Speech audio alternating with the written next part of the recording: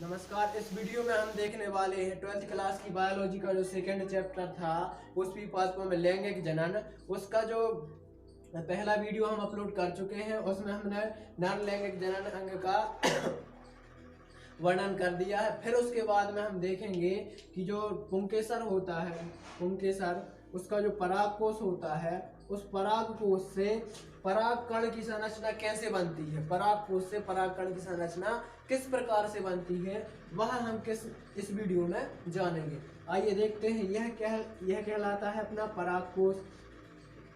यह कहलाएगा परागकोश। परागकोश से क्या होता है, परागकोश को हमने बीच में से काटा तो कुछ इस प्रकार से हमें संरचना दिखाई देने लगती है, इस प्रकार से।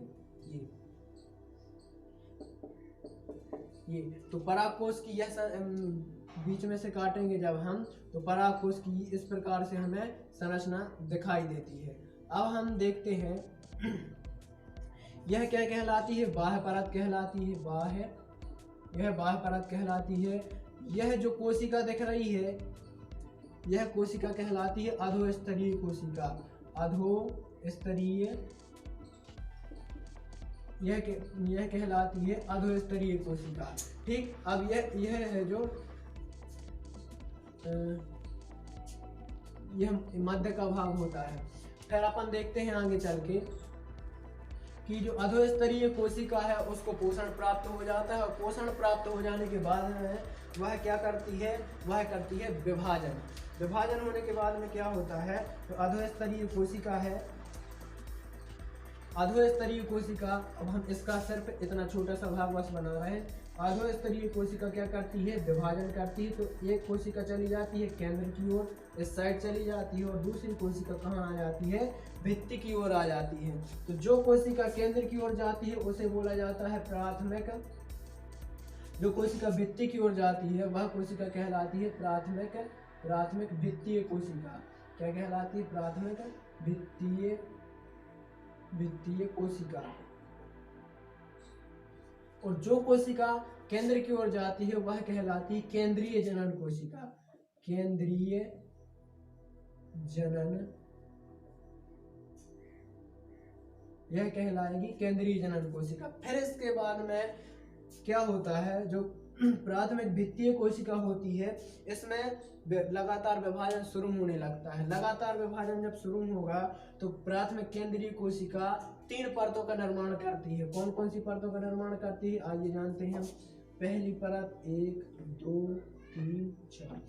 पहली परत, ये दूसरी परत, और ये तीसरी परत। तो ये कहलाती है बाह्य परत, बाह्य स्तर। ये तो अपन को पहले ही मिल गया था, बाह्य स्तर। ये है बाह्य स्तर या बाह्य परत। फिर इसके बाद में दूसरी परत होती है अधोस्थिसियम।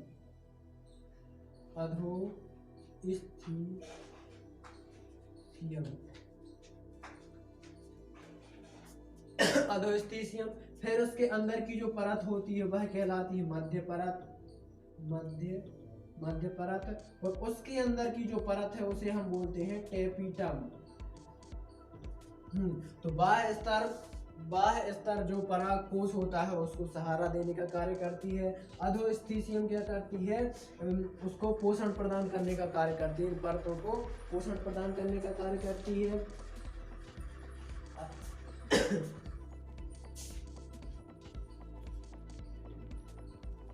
यह अधोस्थिसियम ना होकर यह है अंतस्थिसियम। तो अंतस्थिसियम क्या कार्य करती है, अंतस्थिसियम सहारे देने का भी कार्य करती है और पोषण का भी कार्य करती है। पोषण प्रदान करने का, इस परागकोश की संरचना को पोषण प्रदान करने का भी कार्य करती है। मध्य परत का भी लगभग यही काम होता है। लेकिन जो टेपिटम होती है, टेपिटम परत का इस प्रक्रिया में बहुत बड़ा योगदान होता है। अब हम देखते हैं जो कोशिका बची हुई है केंद्रीय जनन कोशिका, वह यहाँ है। अब इसके बाद में क्या होता है, केंद्रीय जनन कोशिका टेपिटम से पोषण ग्रहण करके क्या करती है, बीजाणु जनक ऊतक लगातार विभाजन करके क्या बनाती है, बीजाणु जनक ऊतक बनाती है। तो ये केंद्रीय जनन कोशिका क्या करेगी, विभाजन करेगी। अब विभाजन करने के बाद में क्या बन जाएगा केंद्रीय जनन कोशिका से, 1 2 3 4 केंद्रीय जनन कोशिका से क्या बन जाएगा, बहुत सारी कोशिकाएं बन जाएंगी। एक समान कोशिकाओं का जो समूह होता है वह ऊतक कहलाएगा। तो यह क्या कहलाएगा, बीजाणु जनक ऊतक। यह क्या कहलाएगा, बीजाणु जनक ऊतक कहलाता है। यह कैपिटम हो जाएगी। फिर इसके बाद में दो परतें और हैं ये। अब इस बीजाणु जनक ऊतक से किसका निर्माण हो जाता है, लघु बीजाणु मात्र कोशिका का निर्माण हो जाता है। तो यह जो कोशिका कहलाती है, ये कोशिका जो बनेगी वह क्या कहलाएगी, लघु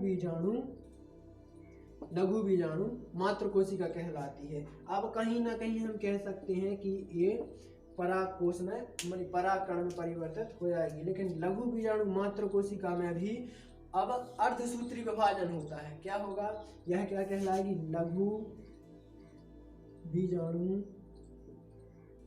मात्र कोशिका। अब इसमें क्या होता है, इसमें अर्धसूत्री विभाजन होता है। तो अर्धसूत्री विभाजन किस प्रकार से होता है, जिसमें अपने जो जनकों की जो इसमें गुणसूत्रों की संख्या कितनी है, अभी 2n है, यह द्विगुणित है। ठीक, तो जब इसमें अर्धसूत्री विभाजन होता है तो अपने जनकों के समान जो गुणसूत्र होते हैं, तो जितने जनकों में गुणसूत्र होते हैं उसके आधे बचते हैं अपनी संतति की कोशिकाओं में। तो वह विभाजन क्या कहलाता है, अर्धसूत्री कोशिका विभाजन कहलाता है। तो इसमें होगा अर्धसूत्री कोशिका विभाजन। अब हम देखते हैं अर्धसूत्री कोशिका विभाजन के पहले ये जो ऊतक बने हुए हैं, पादपों में बहुत अच्छी एक प्रक्रिया पाई जाती है कि यदि कोशिका से कोशिका जुड़ी होती है तो उसे क्या बोला जाता है, कोशिका से कोशिका जब जुड़ी होती है तो वह आपस में जुड़ जाती है। जैसे ये कोशिका है और ये कोशिका, तो आपस में ये जुड़ जाती है।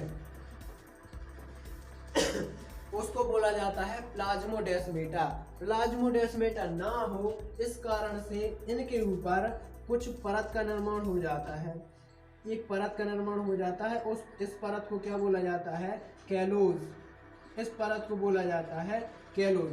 तो अब देखते हैं हम लघु बीजाणु मात्र कोशिका के ऊपर कौन सी परत आ गई है, कैलोज की परत आ गई है। अब हम देखते हैं जो लघु बीजाणु मात्र कोशिका अब क्या करेगी, अब अर्धसूत्री विभाजन करेगी। अर्धसूत्री विभाजन से कितनी कोशिकाएं बनती हैं, 4 कोशिकाएं बनती हैं। 4 कोशिकाएं बनती हैं, तो देखते हैं 4 कोशिकाएं, 1 2 3 4। चारों कोशिकाओं के ऊपर ये कैलोज की परत चढ़ा दी अपन ने। फिर अपन देखते हैं इसका नाम क्या होगा, ये तो लघु बीजाणु मात्र कोशिका हो गई। अब लघु बीजाणु मात्र कोशिका के बाद में इसका नाम है लघु बीजाणु चतुष्टय। क्या है, लघु बीजाणु चतुष्टय। इसका नाम हो जाएगा लघु बीजाणु चतुष्टय। फिर इसके बाद में हम देखते हैं जो लघु बीजाणु चतुष्टय होते हैं यह लगातार विभाजन करते रहते हैं। तो बहुत सारे लघु बीजाणु चतुष्टय बन जाते हैं। अब हम देखेंगे कि ये जो लघु बीजाणु चतुष्टय हैं, इनके अंदर की जो संरचना है उसको कैसे प्रदर्शित करते हैं। तो देखिए इसकी एक कोशिका का प्रदर्शन हम करते हैं। इसमें क्या होगा, एक कोशिका ये है और इसमें गुणसूत्रों की संख्या है अभी n। तो फिलहाल अब इस कोशिका में क्या हो जाएगा, असमान समसूत्री विभाजन हो जाता है। असमान समसूत्री विभाजन हो जाता है तो इसका जो केंद्रक होता है वह ऊपर की, आधा केंद्रक ऊपर की ओर चला जाता है और आधा इस प्रकार से नीचे की ओर रहता है। इसमें क्या हो जाएगा, असमान समसूत्री कोशिका विभाजन हो जाता है। अब जो नीचे वाली कोशिका होती है, नीचे वाला केंद्रक होता है, अपने आसपास के कोशिका द्रव्य को अपनी ओर आकर्षित करता है, जिससे एक अगली संरचना इस प्रकार से बन जाती है। ये इस प्रकार से जो नेक्स्ट स्टेप होता है इसका, उसमें जो केंद्रक होता है, दूसरा केंद्रक जो असमान विभाजन से उत्पन्न हुआ है, वह अपने आसपास के कोशिका द्रव्य को अपनी ओर आकर्षित कर लेता है, जिससे क्या होता है, इस प्रकार की संरचना का निर्माण हो जाता है। और दूसरे स्टेप में क्या होता है, एक रिक्तिका का निर्माण हो जाता है इसमें, और ये बेचारा दूसरा केंद्रक यहाँ पे उपस्थित होता है। अब हम अगले स्टेप में देखेंगे कि अगले स्टेप में ये जो कण होते हैं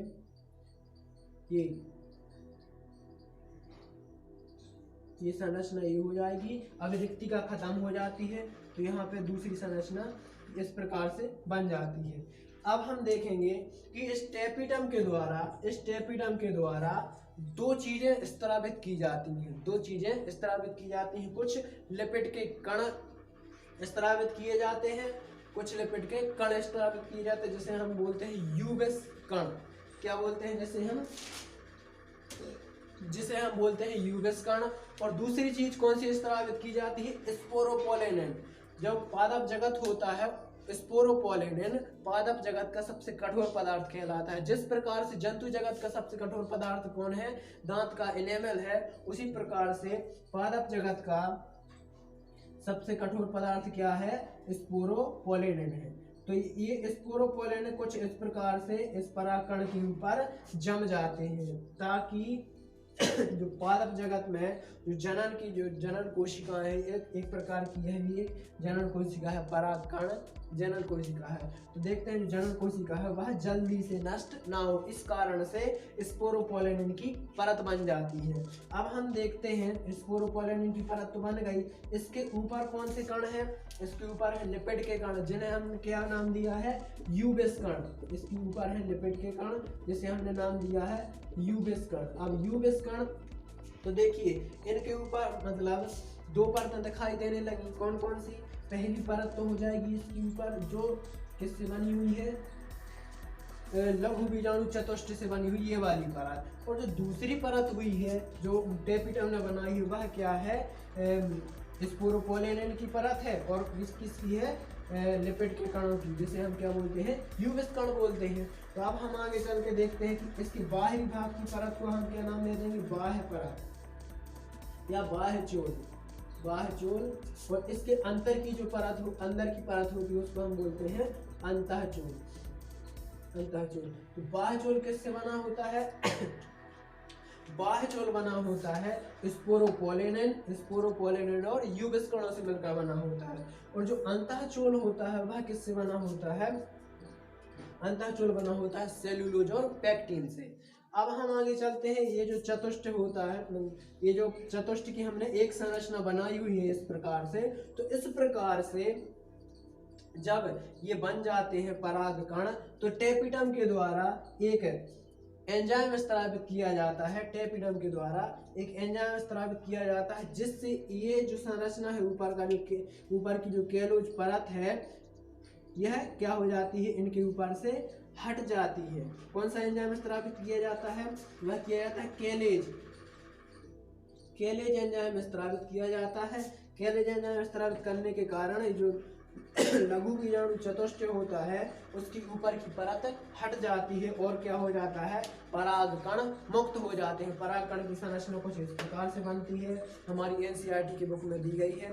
तो इस वीडियो में हमने देखा कि परागकोश के अंदर की जो कोशिका होती है अधोस्तरीय कोशिका, उससे हमने किसका निर्माण कर दिया? हमने परागकण का निर्माण कर दिया। और इसे ही हम क्या बोलते हैं? परागकण बोलते हैं। अगली वीडियो में हम देखेंगे परागण किसे कहते हैं, परागण कितने प्रकार का होता है, परागण के लिए अनुकूल परिस्थितियां क्या क्या होती हैं, वह हम देखेंगे अगले वीडियो में। तो इस वीडियो में इतना ही। वीडियो अच्छा लगा हो तो वीडियो को लाइक कीजिएगा, कमेंट और शेयर कीजिएगा और हमारे चैनल को सब्सक्राइब करना मत भूलिएगा।